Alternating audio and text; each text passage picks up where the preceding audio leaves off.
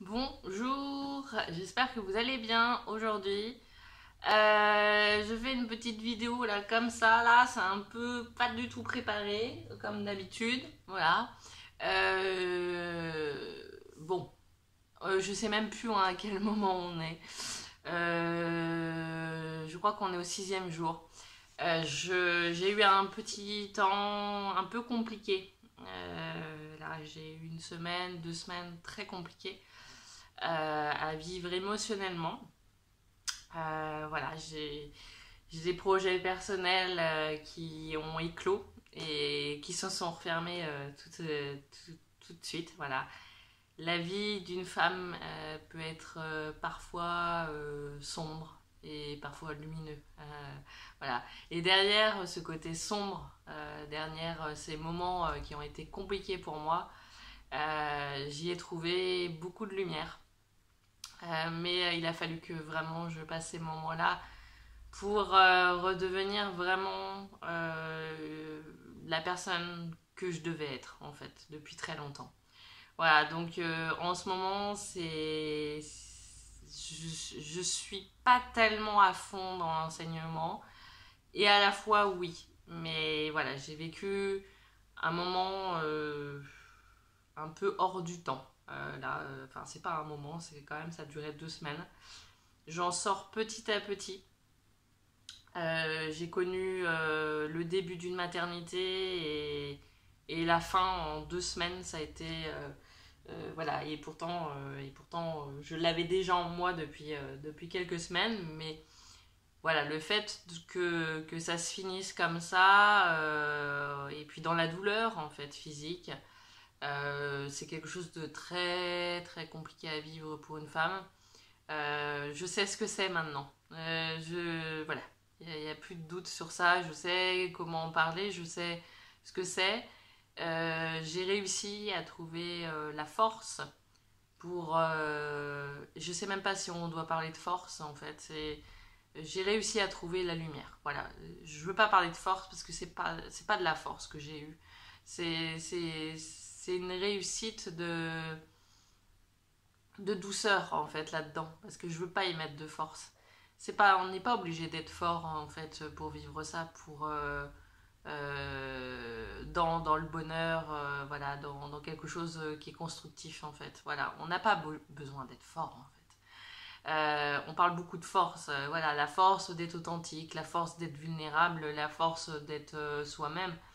Non, en fait, c'est être soi-même, ce n'est pas forcément tout le temps être dans la force. Voilà, donc oui, j'ai été très fatiguée ces derniers temps, mais j'étais très fatiguée depuis très longtemps. Voilà, donc ce qui devait arriver n'est pas arrivé parce que j'étais trop fatiguée. Là, je vais petit à petit remonter la pente, je vais beaucoup mieux en fait, mais énormément mieux parce que j'ai su demander de l'aide, j'ai su en parler ouvertement parce que c'est tabou en fait d'en parler.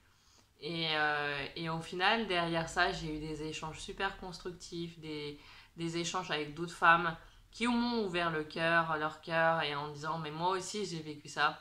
Et là, ouais, c'est agréable ces moments-là. Là, je suis en train de remonter la pente. Et là, je vais revenir avec des oracles, voilà, du plaisir avant tout. Là, j'ai ouvert une nouvelle page de ma vie. J'ai envoyé ma newsletter pour le mois de juin et c'est dedans en fait que j'ai écrit que j'ai décidé d'avoir le choix. Le choix de vivre à mon rythme, le choix de choisir en fait, le choix de choisir, quoi, tout simplement. Voilà, donc je vais vous lire le sixième jour, c'est Histoire de vengeance. Taupe vivait dans la forêt. Il creusait des trous dans la colline lorsqu'il entendit les cris stridents de sa famille. Il galopa jusqu'à chez lui et vit que la forêt était en flammes. Au passage des animaux en fuite, il saisit dans ce qu'il disait que Coyote avait allumé l'incendie. La famille de Taupe n'avait pas survécu. La colère de Taupe fut si grande qu'il fit le vœu de se venger de tous les coyotes qu'il rencontrait sur son chemin jusqu'à la fin de ses jours. Au fil des ans, Taupe tua un grand nombre de coyotes. fermant ses oreilles à leurs supplications d'épargner leur bébé, et fermant ses yeux et à leur souffrance. Sur ces vieux jours, il rencontra l'un de ceux qui avaient fui la forêt en ce jour d'autrefois. Taupe avait envie d'avoir davantage d'informations pour alimenter une haine qui donnerait à ses vieux os le regain de vitalité dont il avait besoin pour continuer sa vengeance irascible. Alors que le geai lui racontait ce qui s'était passé, un étrange sentiment envahit Taupe. Il se sentit malade, il voulait mourir, il ne voulait croire que ce qu'il était en train d'entendre. Plus tard dans la nuit, quand grand-mère Lune se leva, Taupe lança des hurlements d'agonie dans la forêt. Il pleura en s'adressant à la terre-mère et elle lui répondit ainsi. Taupe, tu entends enfin la vérité de l'histoire de Coyote. Coyote a brûlé vif en essayant de sauver ta famille du feu qu'avait allumé la foudre tombée sur un arbre. À partir d'aujourd'hui, tu seras aveugle à la lumière, tes oreilles adhéreront à ta tête et tu porteras pour toujours les symboles de ton besoin de vengeance. Voilà pour ce 6e jour. Et en complément, du coup, je vais faire l'oracle de la lune. J'ai très envie de faire un tirage aujourd'hui. Alors, je vais le faire pour vous et puis pour moi. Comme ça, eh bien, ça va être avec un grand plaisir de vous partager ce tirage.